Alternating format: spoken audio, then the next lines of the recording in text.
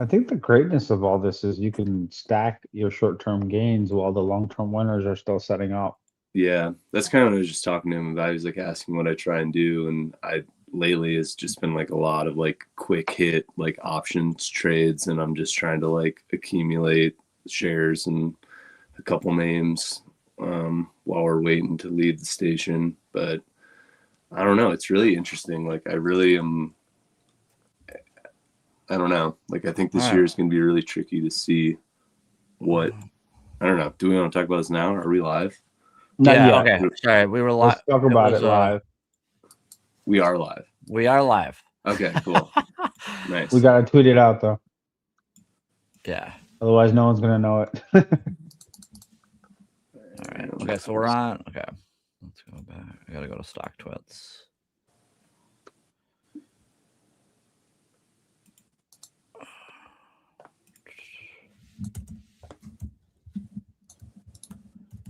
Can you hear me now? Hello, hello.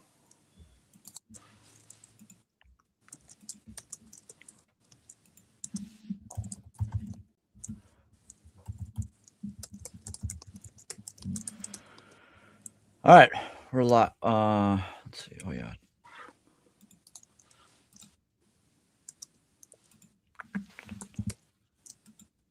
Looks like we're live. Yeah, we're live. Twitter, YouTube. All right, fellas. Hey, happy Tuesday. Howdy. Thank you for having me on. Yeah, Xander, nice to meet you. Why don't you just give us a quick intro? Yeah, give us a quick intro. Yeah. Hey, long time listener, first time caller. I've probably been in markets now for probably close to like 10 years. Initially just kind of like messing around, buying a couple things that I kind of wish that I was still holding at this point. But then that kind of evolved into like some options trading, and that's always a up and down game for a while, but have kind of started to find stride and some consistency there, and focused on breakouts mostly, which in this market has been, here and there. Not if you're in metals. Yeah, it's true. Yeah, got in some USAR on Friday. Pretty happy about that one. So rare earths doing some stuff. But yeah, really at this point, kind of like focus on rotation and kind of the change of this market as it evolves. So kind of like my thesis for the year is I'm kind of focused on, I think we're going to see some weakness from like a lot of the mega cap tech and IWM, RSP, QE. I think are going to outperform. We're going to see things that have been flat, boring companies that maybe we forgot about are going to start to like bubble up to the surface, and we're going to see things, the breadth of the market carry the weight as opposed to just the tech sector. I think that's kind of in alignment with GP's real world economy stocks. Yeah. Yeah. And I think the other thing that I'm finding interesting is the like reindustrialization of the US is all these like left for dead companies are kind of like shaking off the cobwebs and kind of like coming to life again. Like obviously Intel is an example. I think another one that's crazy is Coherent, CEOHR. Yeah. Corning, GLW. Let's see what else. SanDisk. SanDisk. Right? Yeah, for real. Yeah. Seagate. These are companies from the prehistoric tech age. Definitely. Let's see. I made a little list of a couple things. I think like even like railroads kind of look interesting to me now, like Norfolk Southern. I've talked to you guys about Westinghouse a few times, Wob Tech. Yeah, just kind of seeing things that more or less haven't made any moves for a couple years, or it could be flat, kind of coming out of bases while tech is kind of breaking down. It's just kind of an interesting dichotomy, and that's sort of where I see the strength when a lot of things look weak, but we'll see. I don't know. I think software is either going to bounce, maybe select names on earnings is kind of like the way that I'm looking at it, but yeah, I don't know. You're pretty much spot on. The question remains, I think, for a lot of people is last time we saw anything this meaningful like this divergence was, I would say, anything of note is 2007, where tech started to underperform massively versus the real world economy, right? And the real world stocks and financials and regionals and everything else went nuts. Home builders went nuts, right? And that was right before the massive crash. So I think that's what a lot of people are looking at as like, well, this is the end game, right? Mm. And so there's a valid conversation there, because I'm pretty sure I've said this a bunch of times. Financials are the last sector to participate in the overall bull market, right? But the thing is, financials are just starting. It's not like regional banks are literally just consolidating above the GFC high. Yeah, KRE, right? After 17 years, this is just starting to get going. So whatever cycle you have, there's still time, in my opinion. It's a monster base. Oh, I spit my tongue. Yeah, but like if you look at this base and compare it to the XLF base, and if you compare it to the silver base, and you compare it to the gold base and the copper base and all these bases, like there's room here, right? Tech may not be like, I think a lot of people are myself included. I think the last couple of weeks is like, without tech we can't go higher, and I still stand by that.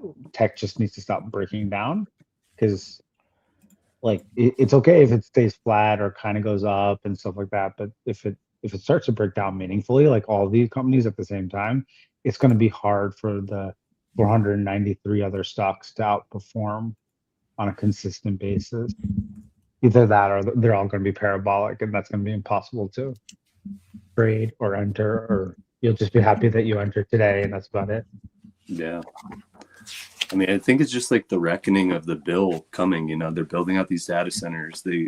They're going up while they're making these announcements. It's like, that's obviously the infusion into the economy.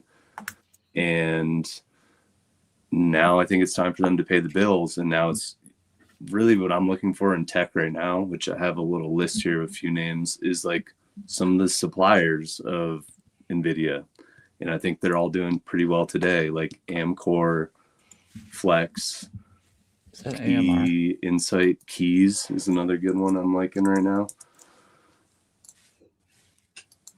You gotta list out symbols. We don't know all these names. Oh, sorry. AMKR. Oh, yeah. Flex is just FLEX. And then Keys. Keys I've seen. Keysight Technologies. Keys used to be one of those names that just never went anywhere. I haven't looked at this chart. But see, that's what I'm talking about. These are these bases coming out of like 2022. Yeah. Keys looks great. Dude, yeah, it does. So does AMKR if you're looking on a monthly basis, right? Like, yeah. So it's just like trying to find what is working while it appears that nothing is working, you know, and that's sort of like, you know, it's a lot of, I don't know. It's like dispersion. I don't think that's the case. There's a lot of things working. I think they're just using tech as piggy banks, right? Like they've crushed for so long that the weakness in tech is just money rotating into these names for the most part, right? So they might be dispersing a different sector. It really can like be deceptive as far as like the strength or the weakness in the market is like so much. Like, I don't know, I feel like I don't remember who used to talk about it. Some like major hedge fund or investor guy was sort of like speaking of like the reckoning of ETFs. And I think that this, in a way, is sort of like a glimpse into that. Is like we're going to see that this year, is like the weighting in all of these mainstream ways that most people invest at this day and age is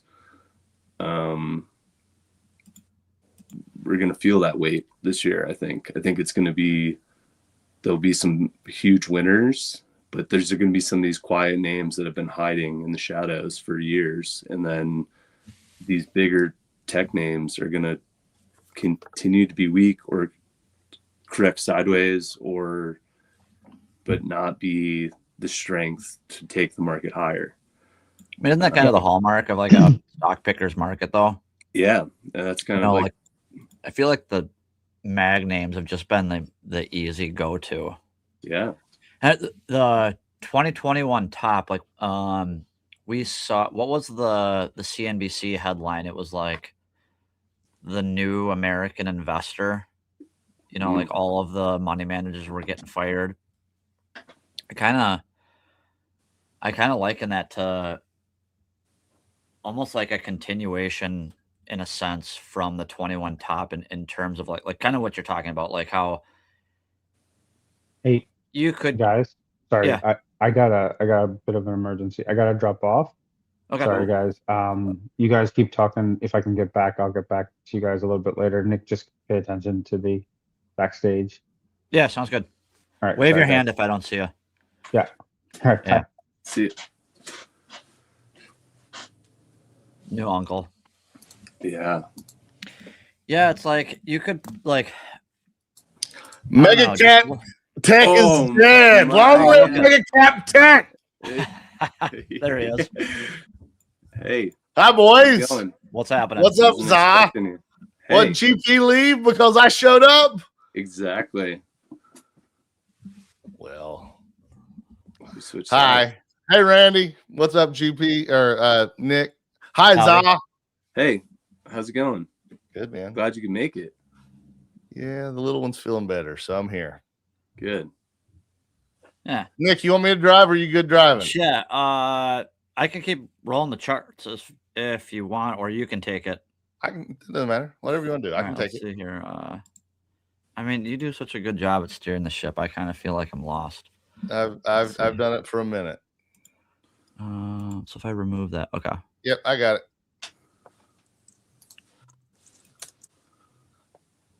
So Zah. Hey. Are we going to zero? What's happening here? No, I don't think so. I think there's that ugly Bitcoin chart that Nick was bitching about last night. I finally got into MSTU on Friday, and not the best move, but and then you got your teeth smacked this morning. Yeah, a little bit, but we'll be all right. I think that still looks okay.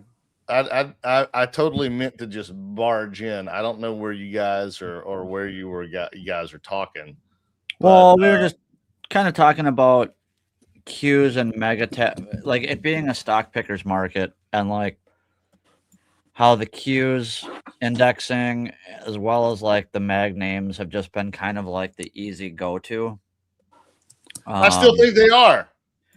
Yeah, well, I see you shaking your head, Zah. I know you're going to preach some Qualcomm or something else. Oh, no Qualcomm today. Yeah, but Nick, not in the sermon. Look where we're at, right? Well, look at QE today, and look at SPY versus RSP. And we were just talking about performing versus outperforming. Okay, and where the outperformance is going to come from. Some of the sorry, go ahead. Yeah, just the outperformance is going to come from stock picking versus like we're relying on that. Yeah. Not that. Yeah. I'm not saying my love for mega cap techs is going to outperform some of these smaller names that have base that we've talked about in the past, right? That's not my premise at all. I'm going to say mega cap as a whole is not dead. That's why I said long live mega cap, right? Mega cap's dead, long live mega cap.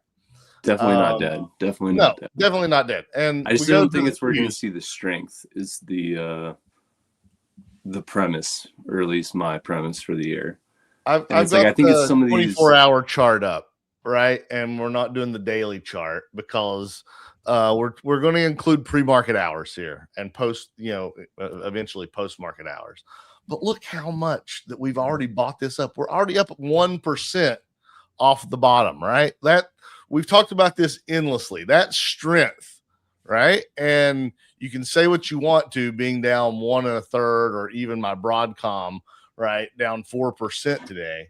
And it doesn't look as good as the Qs in general, but the Qs are getting bought up. So that's mostly mega cap tech. And yeah, you can go to AMD up almost 2% today, not counting from the bottom, right? So again, like, it's not a throw the baby out with the bathwater situation. And I do think you're absolutely right that there are going to be some of these underloved names, right, that do catch bids and are greater percent gainers than some of the Apples or Microsofts or what have you. So I'm completely on board with that. But all I've seen is the freaking panic over, oh my God, we're down today. We're back into the range where we've been, right? Like, this was the range we defined. This was, the up and down chop that we've got going on. And look, Nick, I think this was the trend line that you defined a couple weeks ago, Nick, right? Yeah. The yellow line. Yep. We're still holding it. We're at the edge of the range box that I drew. Would we have liked to go up? I think this comes back more to GP's point that he'd been making, right? Is we can't follow through for shit. I don't know where he's at or if he said that already today, but we just can't follow through. And I don't know, Za, maybe you got some insight on to more follow through, because I'm not really seeing it anywhere. Yeah, I mean, I think we did kind of touch on this earlier, but I'll kind of like hit it again real quick. I think that's kind of what we're going to see this year. I think it's going to be the Qs and the SPY are maybe going to have a sub 10% year. It's going to be a technical underperformance from like regular expectations, but I think there will be winners. I think it's going to be. You're not saying it's going to be a negative 10%. You're going to say it's going to be up 10%, but it's going to be a slower churn with things. The other things are going to be up more, right? It's going to be a wider breadth market. I think that IWM is definitely going to outperform the Qs and SPY this year. Even though Mike Wilson has got a hard on for IWM, you think he's right sometimes, like he's a contra. I guess he has to be right sometimes. Yeah. But I don't know. I think in some of the like picks and shovels in the AI and data center will continue to do well. I think a lot of like suppliers, material names. I think industrials are still going to do amazing. I think it's going to be the build out, the bills coming for the tech companies. So they're now going to be, they're going to have a challenging couple of years to kind of like actually have some kind of payoff for this investment. Look at this move on CCJ. Yeah. Right. Beautiful. I love it. Up 5% today, right? Yeah. From the lows to now up 5%. It's only going to show 1.1%. on what it's nuclear doing, right now is not. But from the bottom to here, it's up 5%. Right. I love the uranium plays right now. I don't have a position. I'm in BWXT right now, which is having a rough day today, but looks great overall. And this is like nuclear submarine technology, basically. I don't know. I'm seeing a lot of war stuff too. I'm not going to lie, which I don't really love to see, but like lots of alloys, titanium components. Like I know we've talked about Howmet, HWM, ATI, CRS. HXL is another one that I really like right now, which is actually carbon fiber. But all of these are components for F-35 jets. So this is like a thematic play here. Like this is all one thing working together, looking like they want to break out as a group. Looks amazing. But see, this is like what I'm talking about. Look at this base of like a 2021, 2020, like these things that have been sitting, waiting in the wings, I guess, pun intended. But it's like, you're going to see strength from that. And I guess aviation in general, I was also just looking at Boeing. I think it looks great. But some of these like legacy, mostly industrial, I guess in this specific case, all aviation related. Yeah, there's stuff going on. I know I've been talking about Embraer forever, EMBJ. Yeah, finally broke out. Embraer, 2 weeks ago or so. Maybe it was last week. Yeah. But yeah, I'm loving this. That one for months. Yeah, I've been in since like April last year, so it's been great to me. It's just a stair stepper. Huge one. What's that monthly chart, Nick? Dude, yeah. But yeah, I don't know. I'm looking for things like that and trying to close my eyes and look the other way from big tech, really. I think another one that looks great, which we already talked about, is Coherent, Corning, which this is like the onshoring of technological breakthroughs. Like Coherent is crazy. It's like they do optical cables, they do lasers, they do battery cells, they're a powerhouse. That's GLW, yeah. COHR, I think, that is fucking gorgeous. Yeah. I love that you bring so many different names and looks outside of what we normally and that's think of. Yeah. And that's like what I'm seeing where the strength is, it's tricky. I think they were purposely making this year is going to be really hard. If you're looking in the same spot as last year, it's going to be a. Hey Randy, if you can in the chat, what do you mean is tech is running into industrials?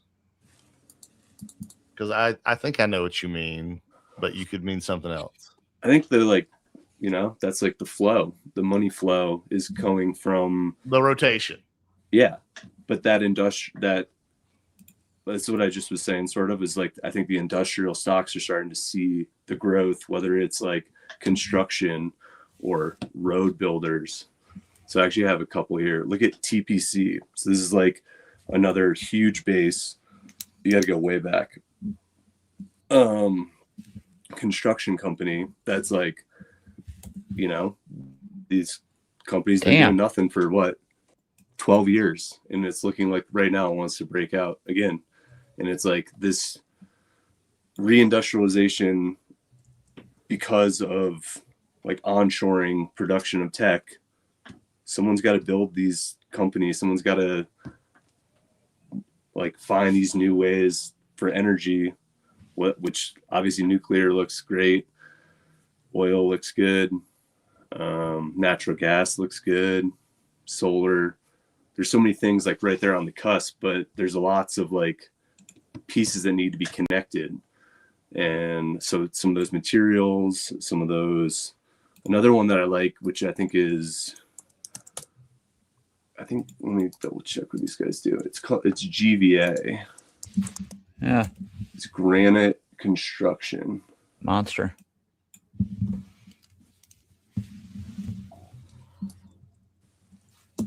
And then look at like WWD, Woodward.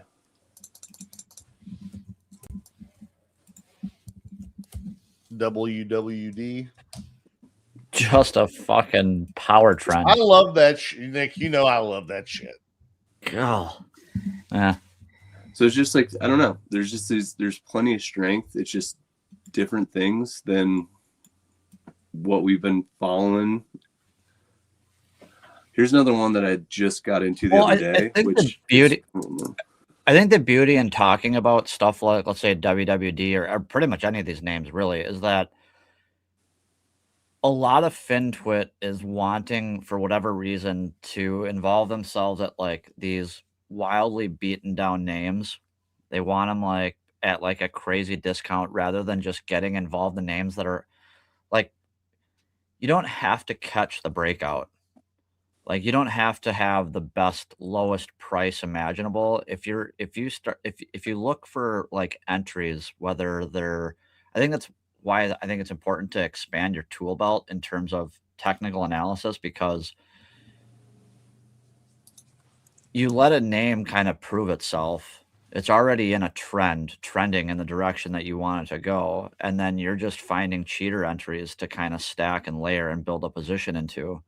You've already got the wind at your back. Like, why do you need to be in like, I don't know, something that hasn't proven itself yet? You know, GP talks about like how much of a waste of time it is to be in like to get into something that's in a stage one base. Yeah. And like, unless you have like massive amounts of conviction and are managing like a serious amount of money and trying to accumulate, I don't know, man. Just like look at this WWD. Like, okay, so you weren't involved at 30, but like it's still set itself up again at like 140, and even at 140, you're at 100. You just caught 100% move. Like, yeah, I mean, I think there's a lot of stuff going on behind the scenes, and it's like the flashy neon sign is obviously so tempting. It's like, oh, I know this, it's on discount, I want more. And it's like, but what else is going on? What else is like, I think part of it though, right, is like trading what you know, right? Like I don't know WWD, right? Like sure. I have no idea what the company is, and it's a construction company. But No, I know. You're telling me that now, right? But if I pulled up a scan and just saw a bunch of names that I don't know, what, and I shouldn't say me, as a average market participant, right? Like I'm just looking and I see something that I'm familiar with, or at least I've heard of, and it's on a discount rather than this thing that just keeps going. Yeah, on a trend, I might feel safe to go with the thing that's keep going, but how long, right? Like Nick, you talk about you had these opportunities in WWD, and I'm not knocking WWD. I'm just giving an average person's maybe thought process. Well, yeah, you know, maybe I bought through here somewhere and maybe it got to 200. I'm like, thank God I'm out of this thing. I had no idea what I was buying. And then all of a sudden, you know, you've missed another 58%, right? Because you don't know what you're holding. So it's hard for me to, you know, knock people who I'm certainly not knocking them. Find these, right? Because not everybody just trades whatever comes up in a scan. Right. But that's also part of doing the work. Like doing your own due diligence, as one might say. Like, sure. Yeah, I totally agree. Know what you own. I'm gonna give you guys a little tip on this one. This is just a Stanley Druckenmiller special. Is WWD. Is it really? Which is also coherent. I mean, that dude is like a genius. Like he's always ahead of the curve, like by years, and it's like on discount and you can't see it. But there's always kind of like a potential in a lot of the companies, which this one is just a construction company. It doesn't necessarily read the same, but I think when you look at the chart, it has a different story. For me, it's like a chart can tell me a lot. And I know you guys know that too, but it's like I can look in a minute and I'm like, okay, this is this looks great. Whatever, you know. And it's like for me, I don't really care what any of these companies do. You know, it matters, but only a certain amount, you know, like it's but I would say we're not average market participants, right? Like we are not. You're right. Right. So we have a different lens on, am I going to Woodward? What the hell's Woodward? It looks good versus, well, I could buy Apple or Microsoft or whatever, right? Tesla, right? Something I know, I've heard of, I've seen, I can touch if I want to go touch one. So I get what you're saying. I'm not discounting it at all. And I'm not saying anybody's way of doing things is wrong. I'm just saying that there's a reason why these unloved or lesser known names are hard for some people to put money toward. That's all. Yeah, because I think most are in the more passive camp. Like investing isn't necessarily investing or trading, however you want to define it, isn't like an obsession for most people. It's more of like a hobby and pastime, and wanting their money to kind of, I don't know, grow, I guess. Yeah. Not necessarily. But I think like a chart like to that looks like WWD, like, yeah, dollar cost averaging in that thing. You know, find things that look like that. Here, let's see. I have this one watch list. Back to like mega cap, real quick. You know, like we had kind of talked about, really them just to needing them to stop kind of collapsing. Bag, do you think today act as any form of like capitulation low in some of them, like, you know, Meta and Microsoft in particular? Or do you think this still buying off the low doesn't give me any inclination that that's capitulation? I mean, I know we had an unusual situation where this futures cascade sort of started Sunday night and ran all day yesterday when the market wasn't open, right? Yeah. So you had some, if you're looking at it from the macro perspective and you take all this political jawboning that's going on, right? Like, had we had a market open tomorrow, we might have seen some capitulation, but you've had basically 36 hours now to sort of people get their wits about them, maybe, or understand what's going on a little bit more.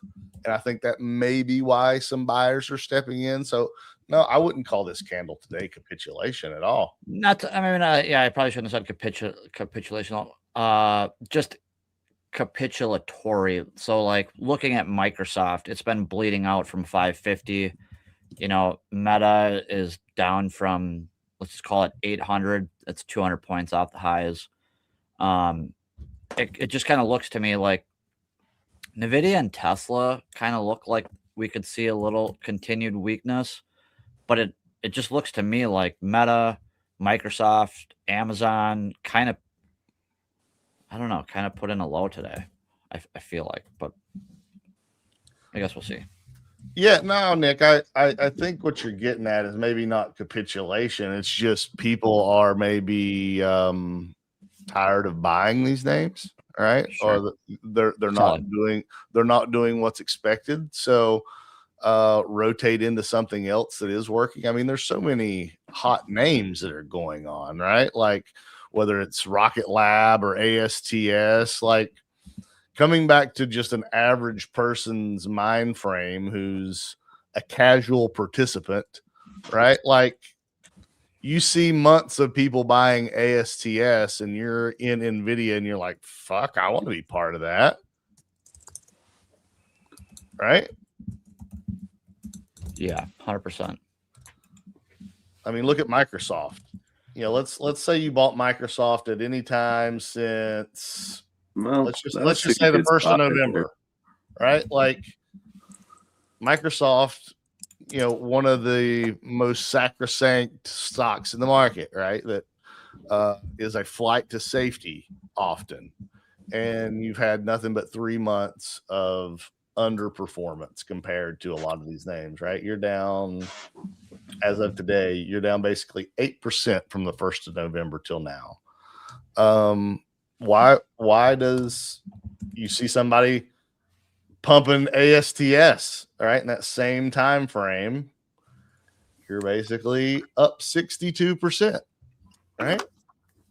So if I got my casual money, my play money, you know, when I posted about sim, what is it? Sim SYM, symbiotic. SYM. When I posted about SYM, my doctor, right, who's a casual stock person, told me about this name way back in the 20s, right, somewhere back in here, and she bought it, and it's been wildly successful, right? So she saw it coming up, and she didn't know it would go to $90, but at the same time, like, if she had had money in Microsoft this entire time, right, it's probably a different conversation that she's having about how well Microsoft is doing, right? And not like, ooh, look at this name that I don't know anything about that I found, and it's, you know, it's I'm already up 20%, right?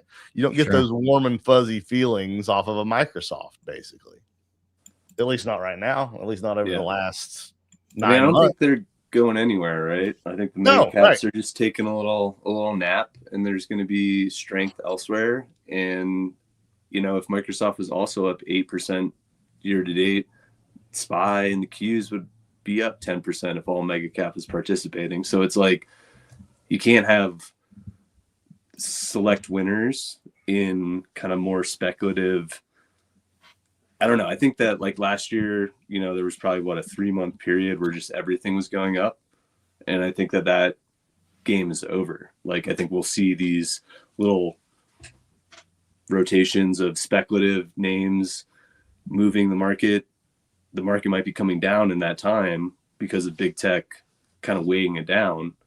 But I don't know. I think, and that's like the last, 20 weeks, we'll say, prior to like this year, last 2 weeks, a lot of the mega caps were just like one after another, taking turns, getting their own little piece of the cycle, but little to no movement at the end of the day besides Google.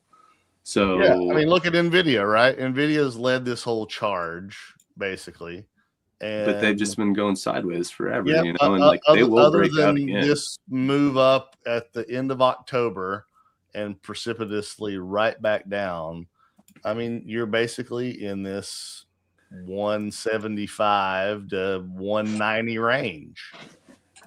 And I think that's like the point is like, you know, that's a household name now. That trade has already happened. So like we're looking for those things, or at least I'm looking for those things of like what NVIDIA was before it is now. And so before you got on, I was talking about some of the NVIDIA suppliers that are all up today, which is the AMKR, AMCore,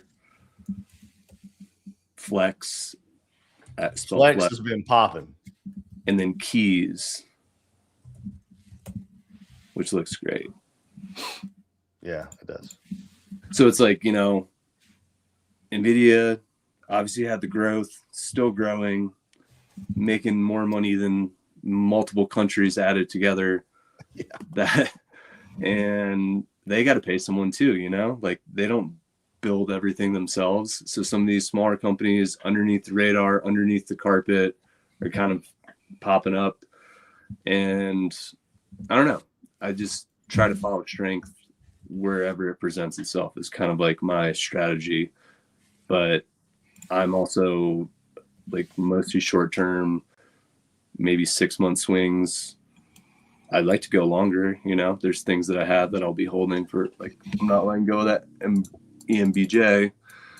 But, and I think it's another conversation is I think that today is maybe a good day to talk about like investing outside the US, which I kind of started that last year. I'm mostly Brazilian, actually. I'm in Nubank, I'm in Embrower.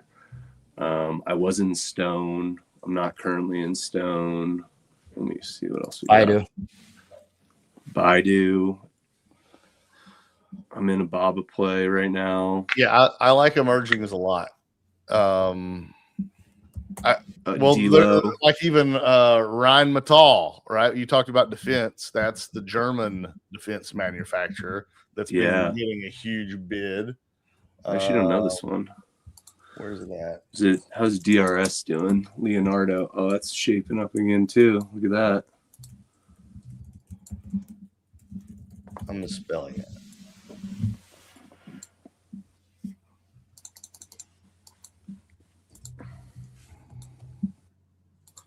RHEIN. What is that? This is the leading German defense manufacturer.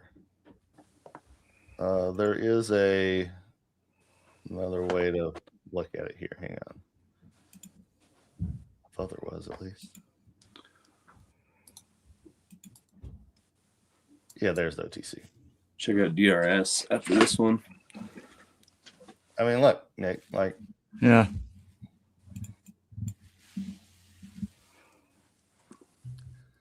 Yeah, not that Germany is an emerging at all, but as I mentioned, military stocks earlier, or defense stocks. Here's the German. 3 weeks ago, they had an 18% week. That's pretty good. I'll take that.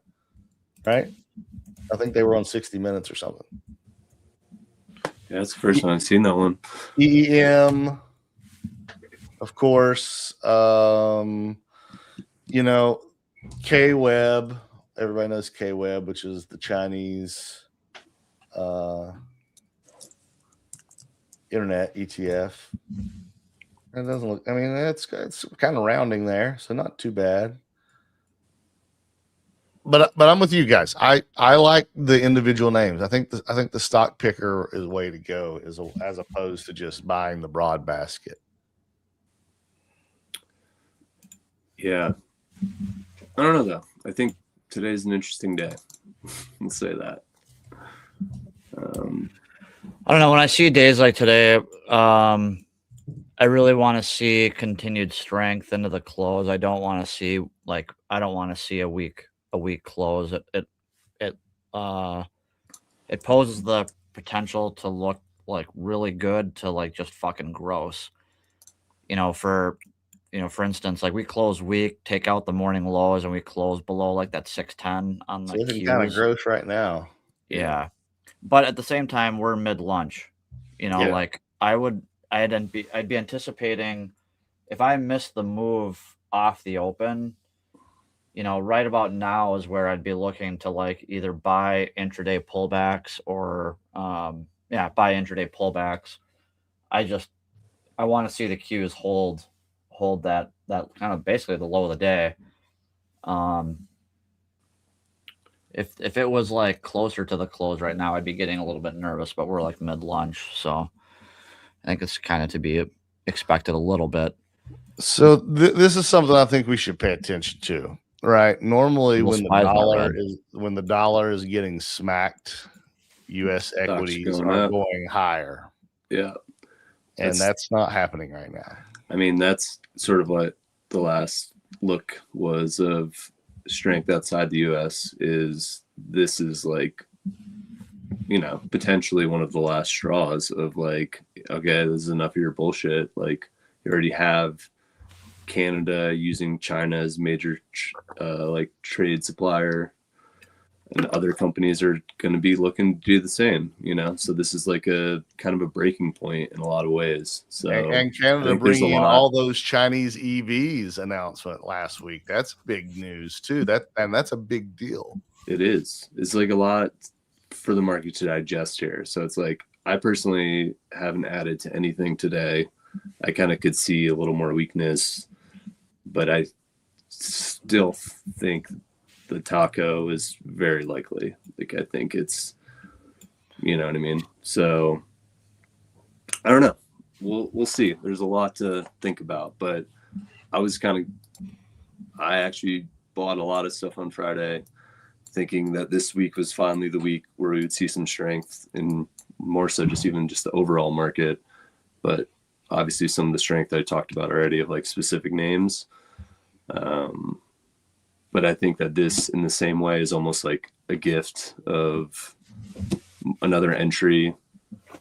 I think there's a lot of people that want to see the market crash for some reason, like all over StockTwits, smart people that I follow, that I'm like, why do you want this? You know what I mean? Like, it's not because you're already positioned for it. Like, I'll tell you why. I'll tell you why they want it. because I was right. Nobody would listen to me. I was right. Yeah. Well, I also think it's like they weren't in on the last move, you know, but I don't know. I think we zoom out. I think we still look really strong. We just had a pullback, a huge pullback in April. That doesn't happen every year. You know what I mean? Like I look at the indexes, and I look at 2020, and I look at that as almost like identical roadmap of like what we're going to take. And it's a continual up and to the right, but it's choppy. It's hard to see it when you're right in it, but I think we're going a lot higher. Like, I think my next marked move is like 745 in SPY. 745. Hey, somebody marked 740. There you go. Nice. I don't know who that guy was, but somebody did it. It might have been GP. I think that was I think that was GP's number. It'll be interesting to get Cookie's take next week. It seems like when we have Cookie on, like the market is always either beginning the breakdown or it's finding its bottom, like almost to the day every time he is on. So it'll be interesting to get his take. And Nick, if you remember our discussion with Cookie last time that he was on, part of that was he expected a wobble or a slight pullback sometime in January. And could this be it? Could we be deeper? I don't know. We'll have to figure out where his head's at. But early, I think before you hopped on, we were talking about the Qs. It was kind of like, where we're sitting. It certainly wouldn't be surprising to see us retest the 585, 590, 600 zone. We're pushing on to week 20 of this never-ending, what seems like a never-ending range that we've been in now. And so to the idea that we're not getting a lot of like follow-through per se is because price is in a range when it comes to in terms of the Qs. And so I kind of pointed out the high volume candles, last week, like we touched on them, both the 1010 candle and the November 20th candle. So like right now, price is back within the body of that November 20th candle. So that November 20th candle is the candle that I think everybody should be paying attention to. We have a chance. We've got the pivot lows, January 2nd, and then December 17th, which, if price does start to collapse here, I would anticipate some sort of bounce off of those lows. But I think if we continue to kind of see weakness or hold below essentially the 50-day, I certainly wouldn't be surprised. And it makes me wonder if that was the case, I don't know how long this would actually go on, because again, in the idea of bullish bearish, my tune certainly will not change until we take out the lows of that basically 580. If we take out 580 and head back into the prior range, like I'd probably likely be pretty damn close to cash just based on trail stops triggering. Not even saying that I'd want to be in cash.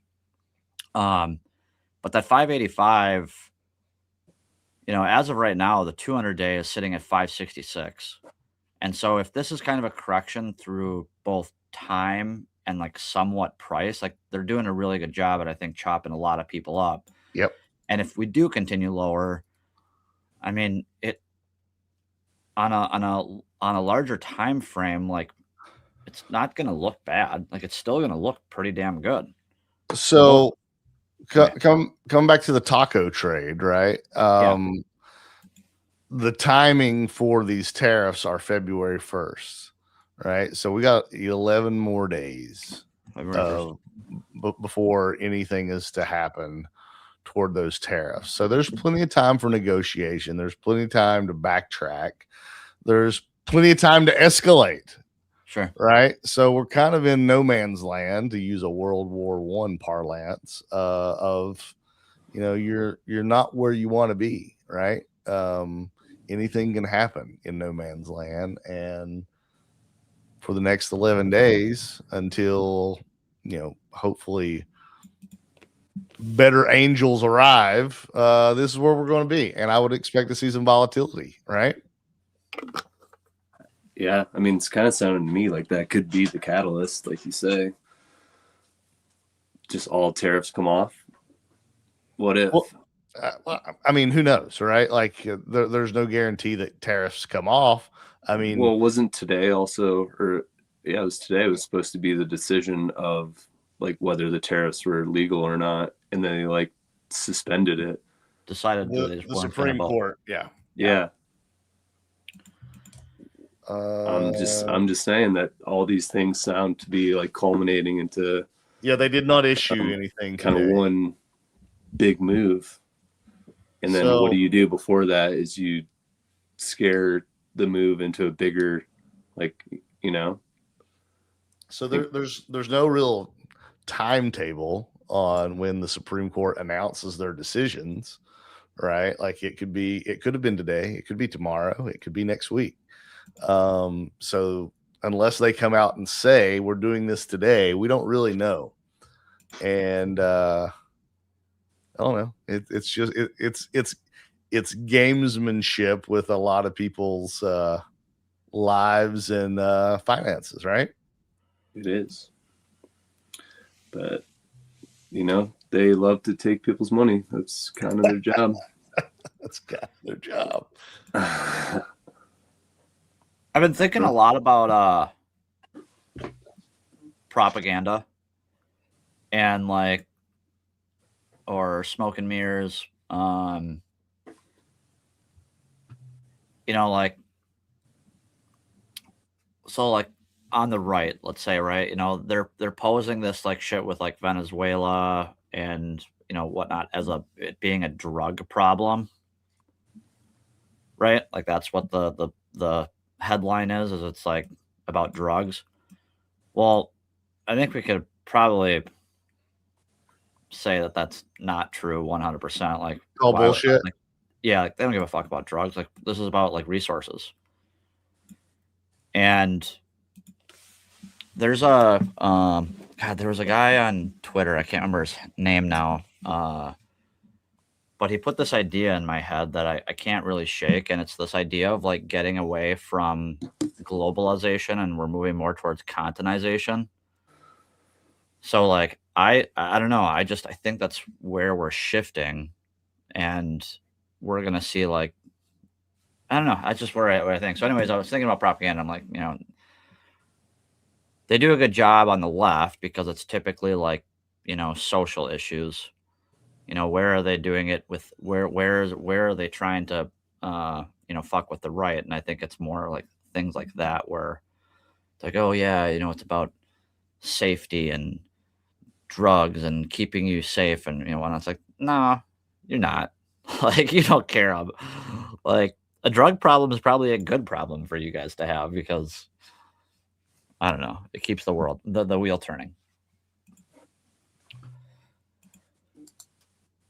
But yeah, interesting day and interesting, I think, time and place and where we're at. I think like we didn't really talk about drones, but I think drones are like, and kind of all things aerial.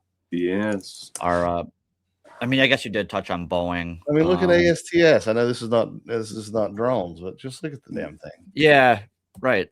Space. Satellites. Satellites good. Rocket Lab's down a little bit.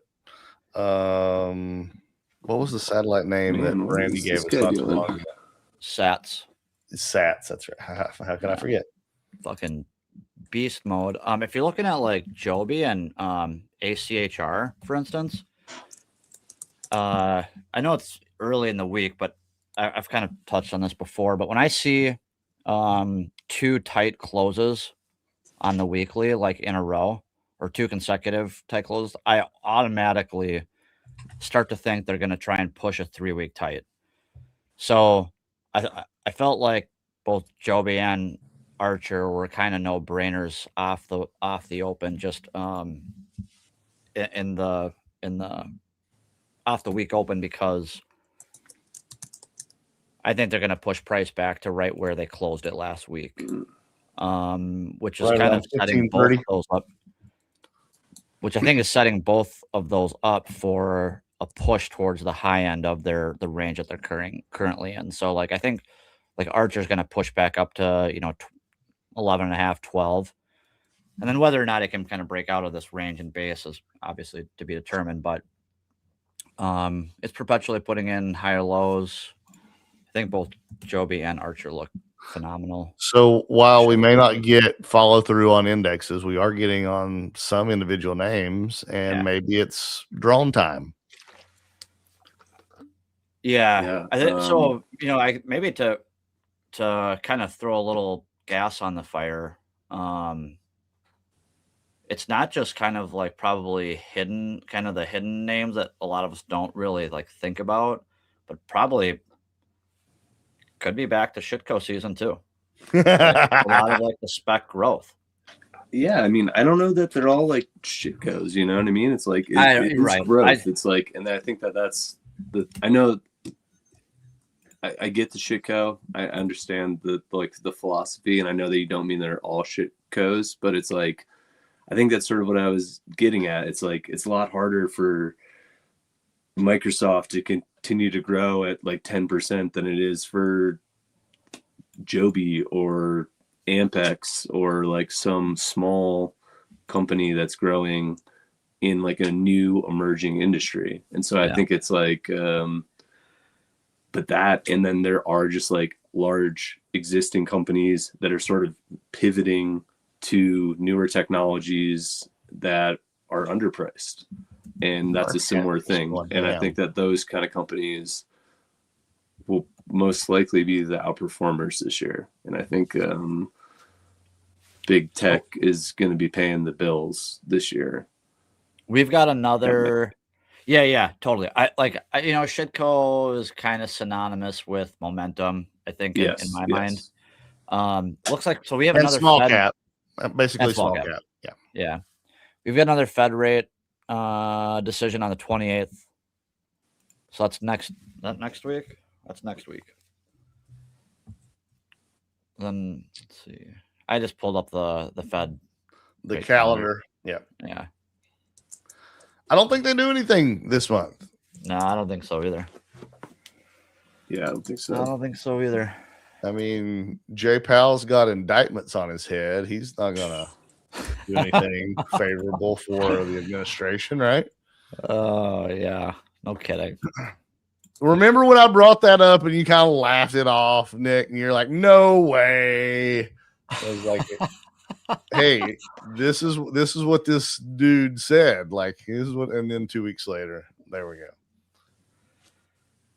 I think it comes back to trust. Yeah, for sure. Not just trust in the administration, but trust in the companies, right? And bringing this all full circle.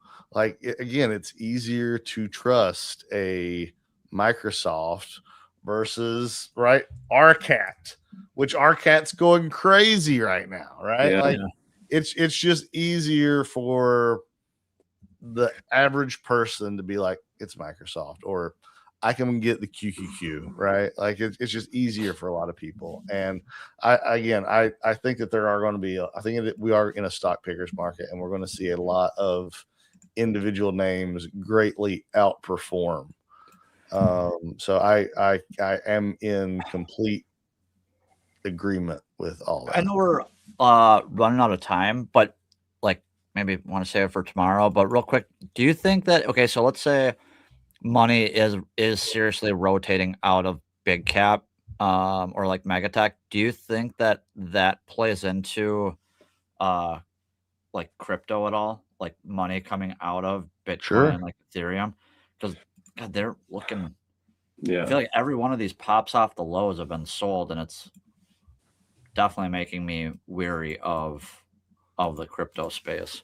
Well, I think when we just have so much unknown in the markets as a whole in the macro, right? Like it moves away from that risk on environment that we see most things run in, right?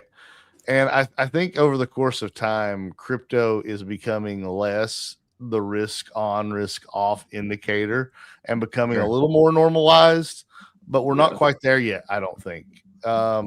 So when we have potential global upheaval of the financial order, right? Like I think money gets scared in general. So you're going to find some patches of green here and there, but you're going to find a lot of red everywhere. I still think the IPO market this year is probably going to do more damage to a lot of these mega cap, your favorite names, right, than anything else that's going to happen this year, because you have to have a source of funds to be an active participant in these new offerings. And you've got, I don't know, nearly a dozen names that I've seen published since probably Thanksgiving that could be, going public this year. And I think everybody wants a piece of SpaceX, right? Like everybody and their brother wants, and that's good for the ASTSs and the Rocket Labs of the world, right? And you've got everybody who's wanting a piece of any name from Discord to whatever else is out there.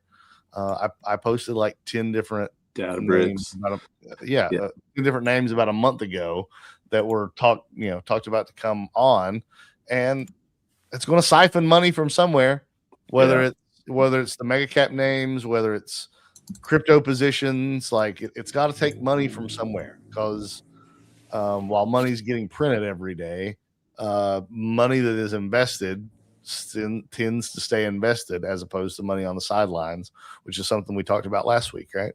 Yeah. Anyway, hey Za, sorry I wasn't here earlier, man. It's a pleasure to meet you. Yeah, same. It's great to be on. I appreciate the opportunity. Thanks for throwing out some names that we're not maybe as familiar with as you. So that's great, man. You're our guest. So final word from you. Anything you want to drop? Well, it could be a ticker, just a bit of knowledge, some jewels you can drop on the folks. Yeah. I guess keep your eyes open. Like be open to a continually evolving market, and strength begets strength, but also it's not always going to be as easy as like what was good last year is good this year. I think try to find those big bases of legacy companies, try to find new emerging tech with like good trend and go for a ride. I think obviously mega cap tech's not going to go anywhere in the long term, but you're looking to outperform this year, right? Not like, so yeah, be open to different ideas, I think is my thing. That's great. Nicholas? I'll play on that. Price is truth. So respect price, manage your risk, and we'll see you tomorrow. I don't have a dad joke. My piece of advice is just surround yourself with a community who can test you and support you and bring new ideas, new wisdom, right? I think that's one thing that we do when we are fortunate to have, guests like Za, T-Stonk, Trader Ty, Cookie, like it's just different voices, different perspective. And I value that immensely. And we've talked about curating our feeds, right, in StockTwits or Twitter or what have you. You're going to see the random crazy posts from time to time, but see who that's from, right? Click the bio. If it's somebody who's been bearish since 2024, then consider your source. But at the same time, don't discount everything you see. Again, follow and surround yourself with people you trust, and it makes us all smarter when you have your own little community, right? Totally. All right, guys, that's it. We'll see you tomorrow on the Community Rip Live, 1 p.m. Eastern Time over on StockTwits. Give us a like, give us a follow. Shout out to Za. Thanks, man, for being here. Yeah, thank you. And, thanks. Sorry, I guess GP knew I was, coming in hot, and he dipped out. Literally so 1 in, 1 out. All right, check y'all tomorrow.